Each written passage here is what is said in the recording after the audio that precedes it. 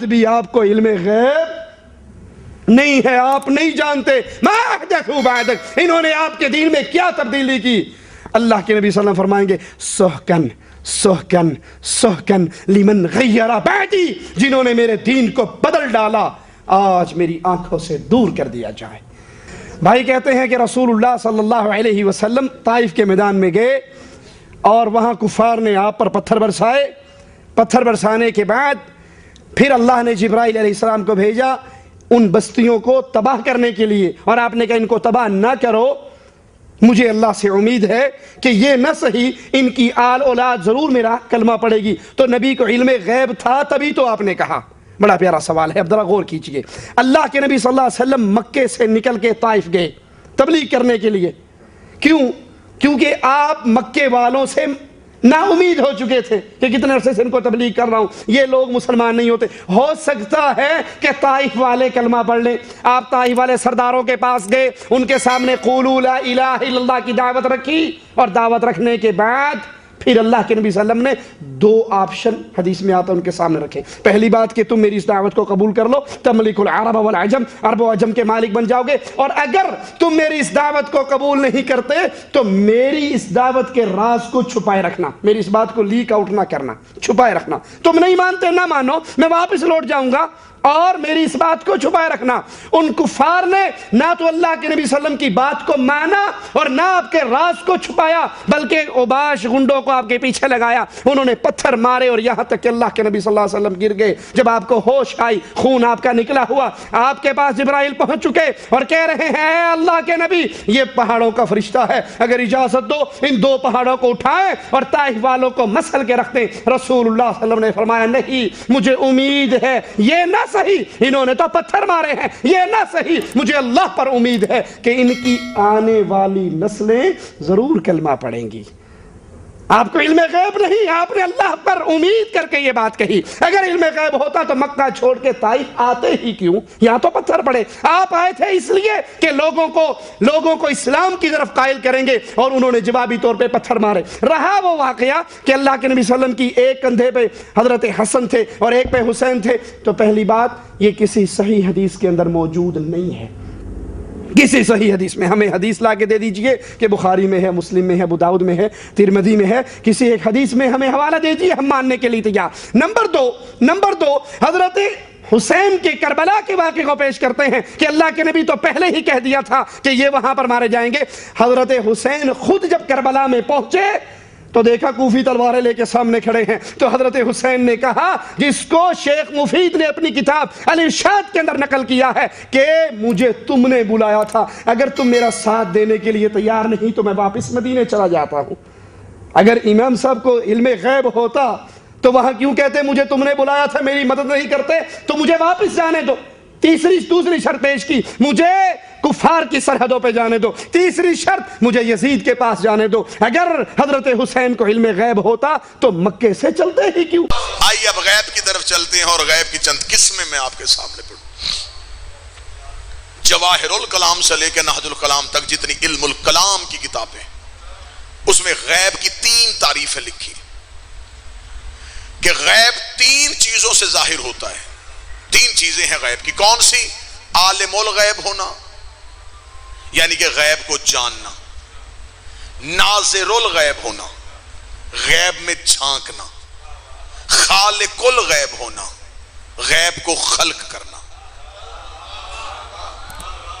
سب سے جو چھوٹی تعریف ہے میں پہلے وہ پڑھوں، عالم الغیب ہونا، غیب کے بارے میں جان لینا۔ اس کام کے لیے ریاضت چاہیے، زہد چاہیے، تقوی چاہیے، عبادت چاہیے، عرفان چاہیے۔ انسان اس بلندی پہ آ سکتا ہے کہ انسان غیب کو جان سکتا ہے، اور بہت سے اس وقت بھی ہمارے معاشرے میں وہ لوگ موجود ہیں جو غیب کی خبر بتا دیتے ہیں۔ اس کا مطلب ہے علم الغیب ہونا یہ مخلوق ہاں ہے۔ اب جب میں نے دہلیز آل محمد پہ سجدہ کیا اور میں نے سوچا کہ مجھے اس گھر سے 3 صفتوں میں سے ایک صفت ڈھونڈنی ہے کہ اس گھر میں کون سی صفت پائی جاتی ہے۔ اب توجہ میری طرف مکمل کیجئے گا، اب تمہید مکمل ہونے کے بعد میں پہلا نتیجہ دینے لگوں۔ علم الغیب، عالم الغیب ہونا، غیب کے بارے میں جاننا۔ جب ہم نے آل محمد کی دہلیز پہ سجدہ کیا کہ سب سے پہلی چیز ہم آل محمد کی دہلیز سے دیکھیں کہ عالم الغیب ہونا اس گھر میں ہے یا نہیں ہے.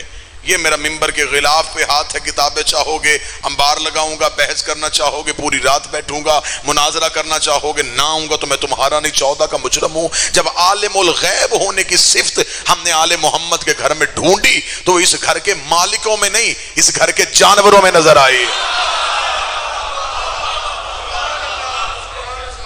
عالم الغیب اس گھر کے جانور ہیں. کبھی بھی میں مجمع کو تنہا نہیں چھوڑ کے گیا کہ میں بات ہوا میں چھوڑ کے خود میں چلا جاؤں اور آپ سارا دن پریشان گلیوں میں پھرتے رہے کہ انہوں نے دعویٰ کیا, دلیل تو ہمارے حوالے کی کوئی نہیں, بات ہم آگے کر ہی نہیں سکتے. صرف اتنا کہہ دیا کہ اس گھر کے جانور عالم الغیب ہیں, غیب کو جانتے ہیں. اب میں کتاب کا حوالہ اتنا آسان دینے لگا ہوں, میں مشکل کتاب دوں گا, آپ صبح ڈھونڈ نکلیں گے, کہیں سے ملے گی کہیں سے نہیں ملے گی. میں مورخ کا نام بتاؤں گا, آپ کہیں حوالہ دیں گے, کوئی بندہ ٹال دے گا کہ یہ مورخ مضبوط نہیں تھا. میں راوی بتاؤں گا, وہ کہیں گے راوی مستند نہیں تھا. آپ اپنے گھر میں جائیں گے, جو بچہ جب بچی اسکول جاتے ہیں اس کے اسکول کا بیگ کھولیے گا, اسلامیات کی کتاب نکالیے گا, اس میں فتح مکہ کا چیپٹر لکھا ہوا ہے, سلیبس کی کتابوں میں ہے, لٹریچر میں ہے. آپ وہ فتح مکہ کا مضمون نکالیے گا, اس میں لکھا ہے جب رسول ہجرت کر کے مکہ سے مدینہ پہنچے ہر صحابی کی خواہش تھی نبی میرے گھر رکیں, نبی میرے گھر رکیں, نبی میرے گھر رکیں. امیدوار زیادہ تھے. نبی نے اپنی اونٹنی قصوہ کی مہار کو چھوڑ دیا کہ جہاں جا کے یہ اونٹنی بیٹھے گی میں اس گھر کا مہمان ہو جاؤں گا. وہ بیٹھی آ کے حضرت ابو ایوب انصاری کے دروازے پہ. اسے کس نے بتایا تھا کہ یہاں بیٹھنا ہے؟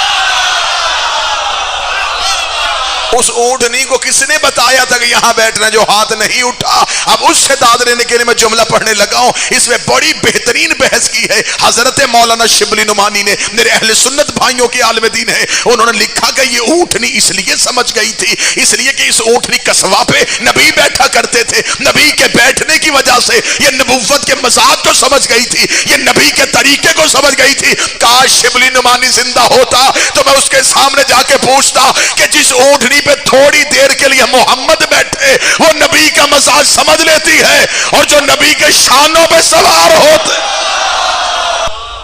رسول کی اونٹنی قصوہ غیب جانتی تھی.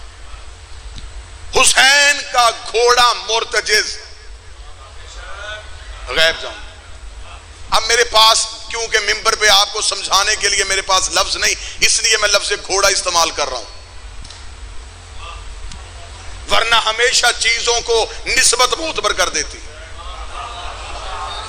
میں بات آسان کروں گا, یہ جہاں میں بیٹھا ہوا ہوں یہ میز ہے, لیکن اس وقت امام بارگاہ میں یہ ممبر ہے.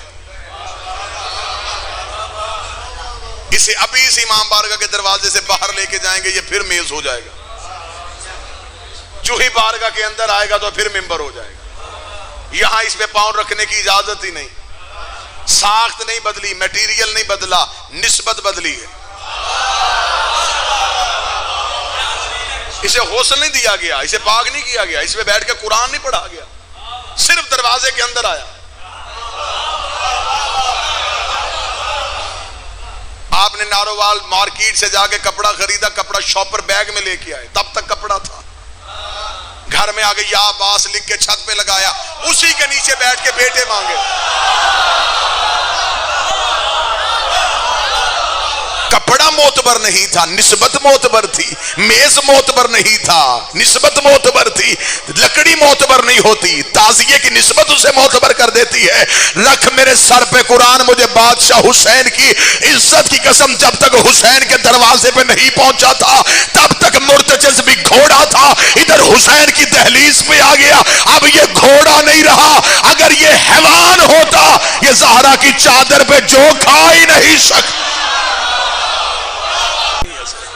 معتبر ہو گیا کس وجہ سے؟ نسبت کی وجہ سے. اب یہ دکھنے میں حیوان ہے, حقیقت میں نہیں. اب جو بندہ ذہنی طور پہ حاضر بیٹھا وہ اگلے جملے کا لطف لے گا. کربلا میں حسین کا مرتجز نظر حیوان آ رہا تھا, حقیقت میں حیوان نہیں تھا. اور جو سامنے 9 لاکھ کھڑے تھے نظر انسان آ رہے تھے.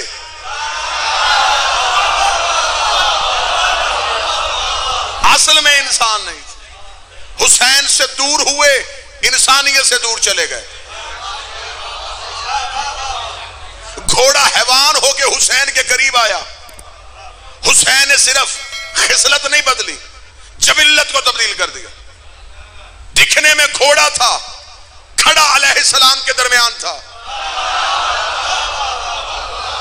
حسین نے اسے اتنا معتبر کر دیا ہے کہ آج بھی اس گھوڑے کی شبیہ لے کے ہم بازار میں آتے ہیں، وہ آگے چلتا ہے، سید پیچھے چلتے. نسبت نے معتبر کیا. اس کا مطلب ہے کہ نسبتیں معتبر کر دیتی ہیں. حسین کا مرتجز غیب جانتا تھا.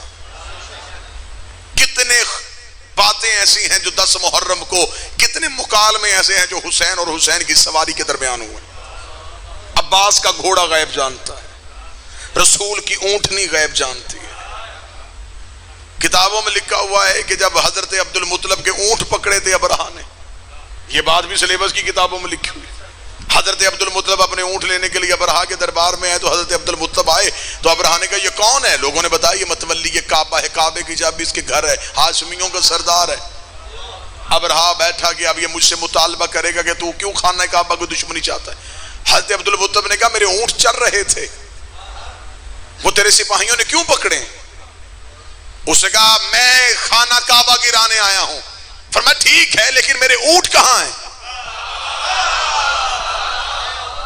اس نے کہا میں اللہ کا گھر گرانے لگا ہوں. حضرت عبد المطلب نے کہا میں پوچھ رہا ہوں میرے اونٹ کہاں ہیں؟ اس نے کہا تو کیسا کعبے کا متولی ہے، میں کعبہ گرانے کی بات کر رہا ہوں، تو اونٹوں کا پوچھ رہا ہے. حضرت عبد المطلب کے جملے آج بھی تاریخ کے ماتھے پہ جھومر بن کے چمک رہے ہیں. حضرت عبد المطلب نے کہا انا رب العبل، اونٹوں کا مالک میں ہوں، گھر کا مالک وہ ہے. مجھے اونٹ دے، گھر جانے وہ جانے. اتنا جملہ کہنا تھا. یہ ابرہہ کے قریب سلیبس کی کتابیں لکھتی ہیں. ایک ہاتھی جو اس کا پالا ہوا خونخوار ہاتھی تھا، وہ قریب کھڑا تھا. ابرہہ نے اسے سرخ رومال کا اشارہ کیا. جب سرخ رومال کا اشارہ ہوتا تھا یہ ہاتھی چیختا چنگھاڑتا جاتا تھا، اور ابرہہ کے دشمن کو سونڈ میں لے کے پاؤں میں روند کے مار دیتا تھا. جب یہ چیختا چنگھاڑتا چلا تو دربار میں خاموشی تاری.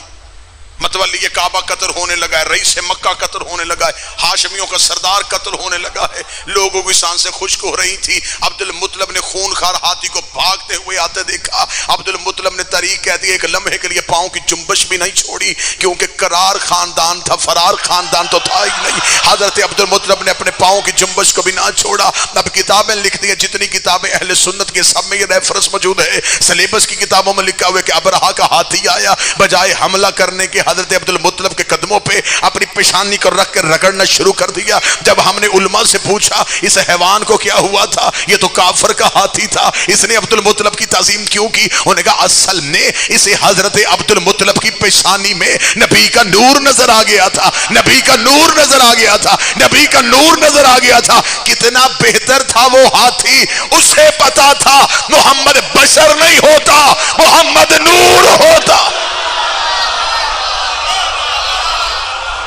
ہاتھی غیب جانتا. جب ابرہہ کے پاس سے چلا تب ہاتھی تھا، عبد المطلب کے قدموں پہ آیا، نسبت بدل گئی. کتنے حوالے دوں، کتنے حوالے دوں، ایک ایک جانور کی صفت پڑھوں آل محمد کے گھر کی. نتیجہ یہی نکلے گا اس گھر کے جانور علم غیب رکھتے تھے. تو جو کام جانوروں میں ہو وہ مالکوں میں تو نہیں ڈھونڈا جا سکتا. اس کا مطلب علم غیب کی پہلی تعریف اس گھر کے جانوروں کے پاس. غیب کی دوسری تعریف ہے ناظر الغیب ہونا، غیب میں جھانکنا. اس دیوار کے پیچھے کیا ہے مجھے نہیں پتا، کوئی مجھے آ کے بتائے تو یہ میرے علم میں آئے گا، لیکن میں یہاں بیٹھا بیٹھا دیوار کے پار دیکھوں تو یہ ہے غیب کو جھانکنا، غیب میں دیکھنا. پھر منبر کے غلاف پہ ہاتھ ہے مجمع کے اعتماد کے لیے. ناظر الغیب ہونا بھی آل محمد کے گھر میں نہیں، اس گھر کے نوکروں کی صفت ہے.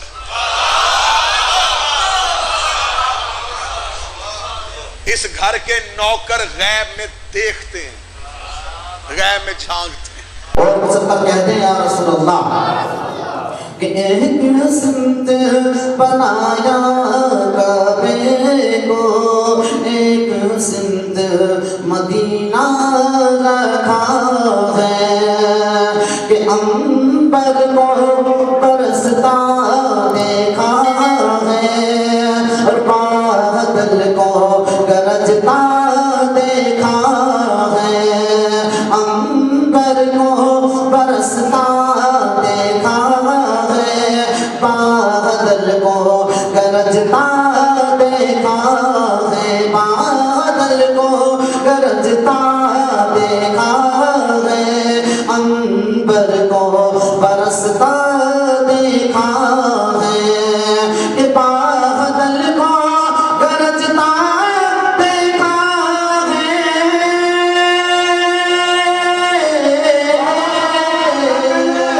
बादल को गरजता देखा है अंबर को बरसता देखा है और रूह सद पे वो फख्रे असगर की रूह सद पे वो फख्रे असगर